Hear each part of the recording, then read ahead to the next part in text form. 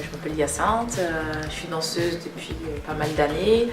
J'ai commencé donc, à Strasbourg avec la compagnie Magic Electro, et puis tous les Magic Electro qui m'ont formée toutes ces années. Et donc aujourd'hui, il n'y a pas longtemps, j'ai créé ma compagnie. Et donc maintenant, j'ai une compagnie qui s'appelle Chorégraphe.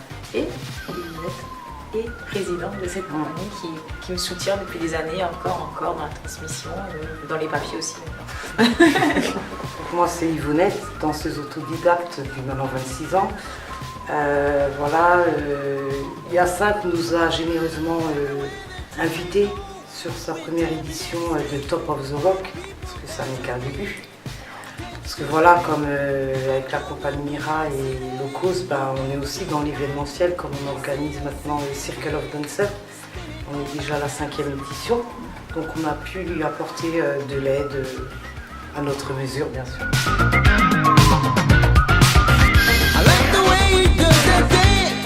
En fait, le but c'est vraiment de ramener la danse.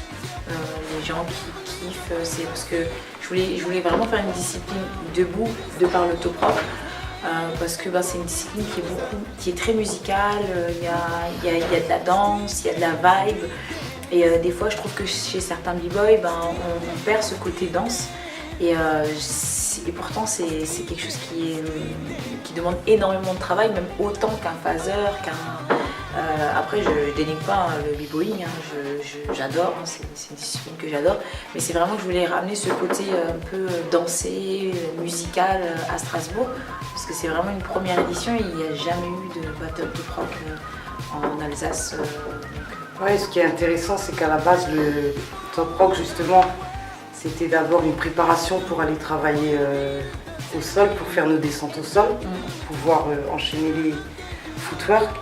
Et comme elle dit, Hyacinthe, et je trouve que c'était une bonne idée parce que c'est la première à avoir proposé ce style de battle ici à Strasbourg, c'est de montrer aussi l'évolution en fait du top rock, parce qu'il y a un rapport et une subtilité à la musique qui est très intéressante. Et je pense que c'est aussi pour ça qu'elle a convié Thias pour animer aussi un workshop, quoi. Parce qu'il a justement cette subtilité, son écoute par rapport à la musique, elle est très avancée par rapport à d'autres qui se contentent de se poser simplement pour vite aller au sol, quoi. Oui, je rejoins ma Yvonnette par rapport à Thias. C'est l'un des fondateurs du top rock. Il a imposé en fait cette discipline. Elle existait, mais il a réussi à s'imposer et il l'a imposé comme une discipline à part entière. Parce qu'avant on disait t'es un breaker, tu vas pas breaker, t'es un b-boy, et du coup on mettait tout de suite l'accent sol, voilà. Et puis la danse, pas qu'on l'oubliait, parce qu'à l'époque les danseurs dansaient beaucoup plus que maintenant, mais on l'associait directement à descente au sol, figure, et là il a réussi vraiment à, ça s'est mis avec le temps, et maintenant il y a vraiment cet aspect de danse, écoute musicale, voilà, l'instrument du corps, quoi, Ouais, elle a réussi à influencer beaucoup de b-boys. Beaucoup, énormément. Sur l'importance aussi de leur préparation. Et c'est un grand pédagogue. Il a fait des recherches par rapport à sa danse. Il enseigne d'une certaine manière, il fait prendre conscience avec le corps, comme verbalement, de certaines choses que peut-être on n'aura pas réfléchi. Donc je trouve que c'est un grand pédagogue. C'est pour ça qu'on peut solliciter pour un workshop.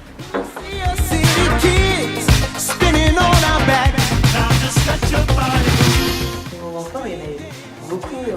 Déjà, la convivialité dans le battle, l'échange que les danseurs ont pu avoir entre eux.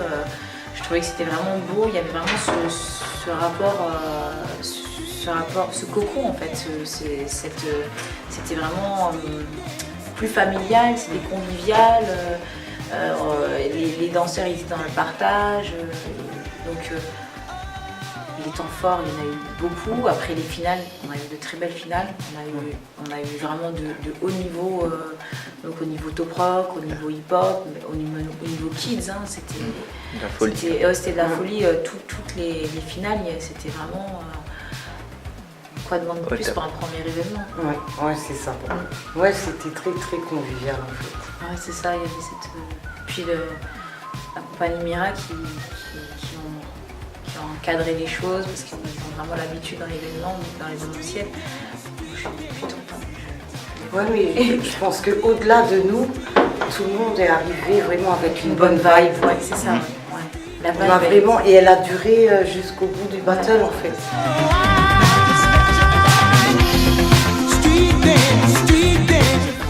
Moi, avec la compagnie Mira, notre prochain rendez-vous, c'est le 8 décembre.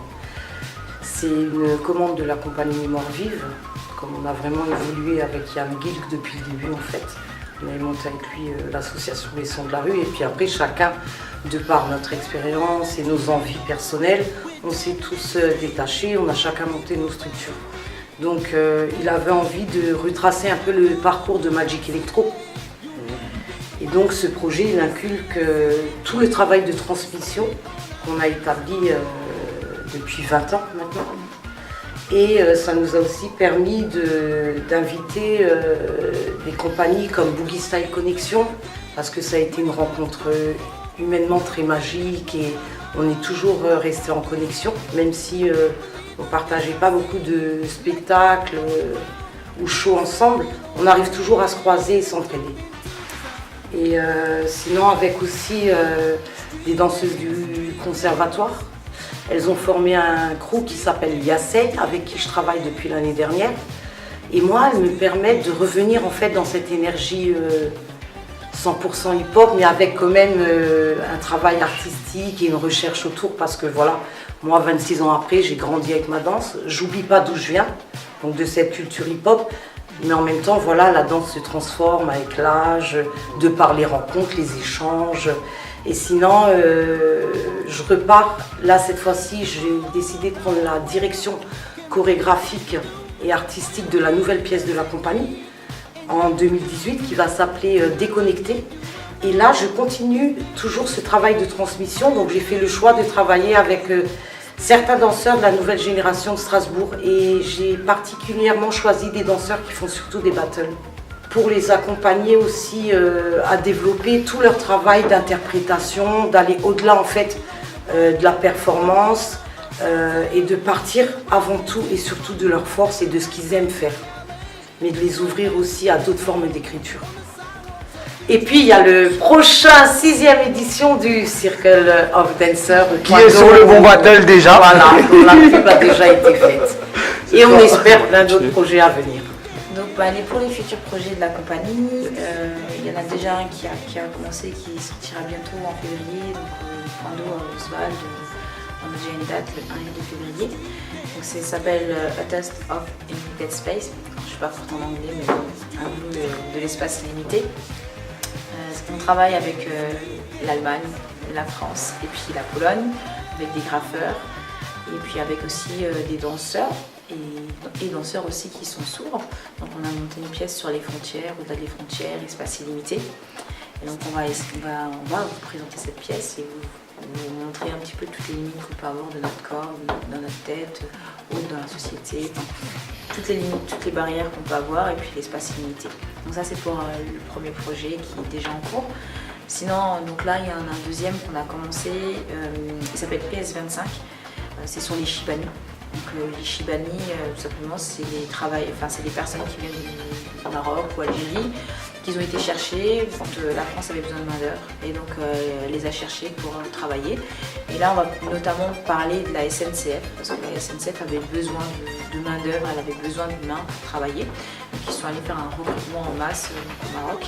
Et puis après, ces personnes sont venues vivre en France, mais ils ont eu des désavantages au niveau de leur contrat, de leur sécurité sociale. Et ce qui a fait qu'ils ont eu une retraite plus petite que des travailleurs qui étaient citoyens français. Et il y a eu tout un procès, ils ont eu gagné. Et donc on va essayer de retracer un petit peu ça pour dénoncer, pour montrer un petit peu la vie qu'ils ont pu avoir. Donc voilà, ça c'est pour le deuxième projet.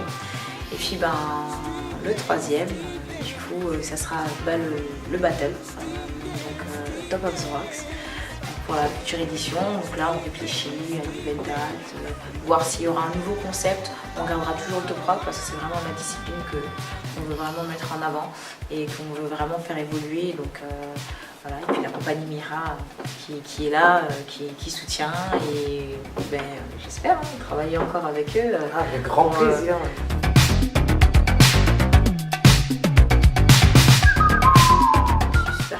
Et reconnaissante parce qu'ils m'ont suivi depuis que je suis jeune, depuis que je suis petite.